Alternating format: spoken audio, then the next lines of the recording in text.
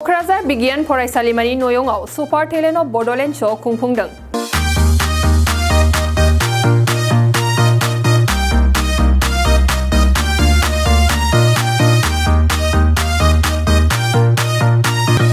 सिगांनि समफोराव खुंफुंबोनाय बादिनो देग्लायबो सुपार टेलेन्ट अफ बड'लेण्ड श'खौ खुंफुंनाय जादों।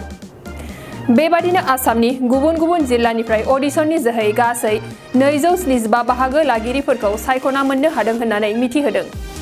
सुपार टेलेन्ट अफ बड'लेण्डआव नोंथाङा मोसानाय आरो खननाय मोन्नैबो रोंगौथिखौ दिन्थिनो हायो। गासै सायख'जानायफोरनि मादाव दिनैनि गेजेरावनो सेमिफाइनालनि थाखाय सायख'नाय जागोन आरो बेनि उनाव जोबथा बादायलायनायखौबो खुंफुंनाय जागोन होननानै मिथिहोदों। পোনপ্ৰথমে সকলোকে ধন্যবাদ জনাইছোঁ আৰু প্ৰগ্ৰামৰ বিষয়ে কি ক'ম মানে বহুত ভাল লাগিছে।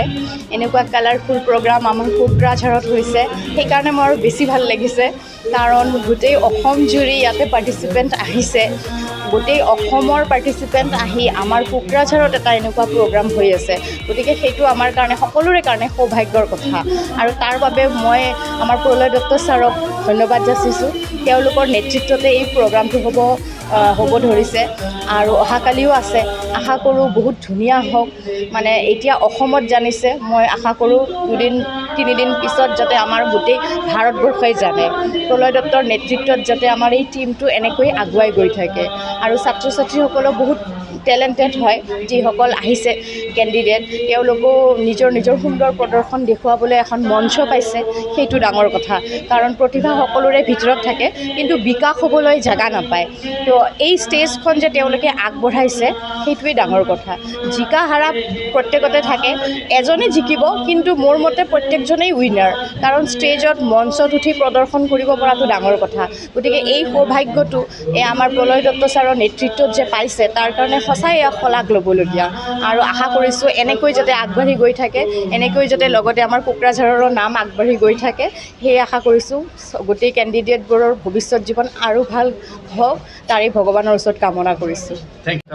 সৰ্বপ্ৰথমত আপোনালোকক ধন্যবাদ জ্ঞাপন কৰিছোঁ, আজি আপোনালোকে আমাৰ মাজত আহি পাইছে।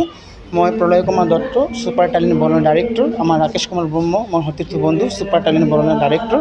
আজি মই আৰু ৰাকেশ কুমাৰ ব্ৰহ্মৰ নেতৃত্বত আজি ছুপাৰ টেলেণ্ট বড়োলেণ্ড শ্ব'টো কোৱাৰ্টাৰ ফাইনেল ছেমিফাইনেল আমি কৰিবলৈ সক্ষম হৈছোঁ কোকৰাঝাৰ ছায়েন্স স্কুল অডিটৰিয়াম হলত।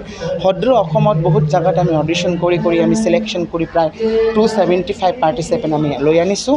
আজি ইয়াতে বাছনি হ'ব, আমাৰ বাছনিৰ পিছত কালি ছেমিফাইনেল হ'ব, ছেমিফাইনেলৰ পিছত গ্ৰেণ্ড ফাইনেল আমি পাতিম।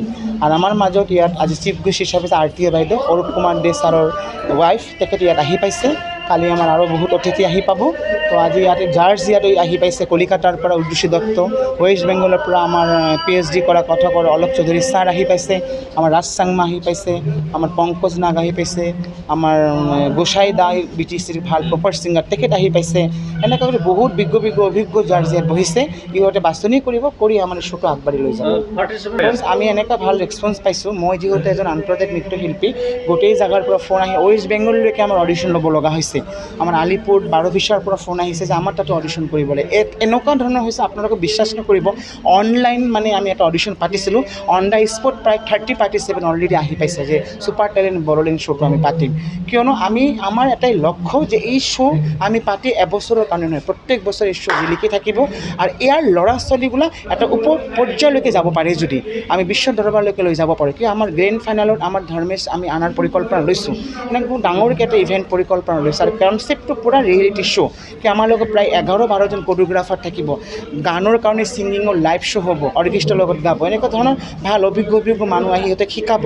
মানে কিবা না কিবা ল'ৰা ছোৱালী ইয়াৰ পৰা পাই যাব, শিক্ষাৰ ফালে পাই যাব, এৱাৰ্ডো পাই যাব। আমি 1 লাখ প্ৰাইজ মানি দিছোঁ, কিন্তু আমি এতিয়া আৰু ইয়াৰ পৰা আলোচনা কৰি আছোঁ, আমি 1 লাখৰ পৰা 2 লাখ বা আমি 1.5 লাখ টকা আমি দিব পাৰোঁ আৰু ভাল ফেচিলিটি আমি দিম পাৰ্টিচিপেণ্টবিলাকক। যে ইয়াৰ ল'ৰা ছোৱালী কোনো খালী হাতে ঘূৰি নাযায়, কিবা এটা লৈ ইয়াৰ পৰা যাব পাৰে ছুপাৰ টেলেণ্টৰ। আৰু ভাল কথা, আমি যে ফাইনেলিষ্ট ওলাম, প্ৰায় আমি 500-700 টকা দামৰ এটা গ'ল্ড মেডেল আমি দিল্লীৰ পৰা আনিছোঁ, যিটো আমি GTVত দেখি ফাইনেলিষ্ট হ'লে গ'ল্ড মেডেল দিয়ে। সেই গ'ল্ড মেডেল আমি কালি পাৰ্টিচিপেণ্টক দিম, ফাইনেলিষ্টসকলক।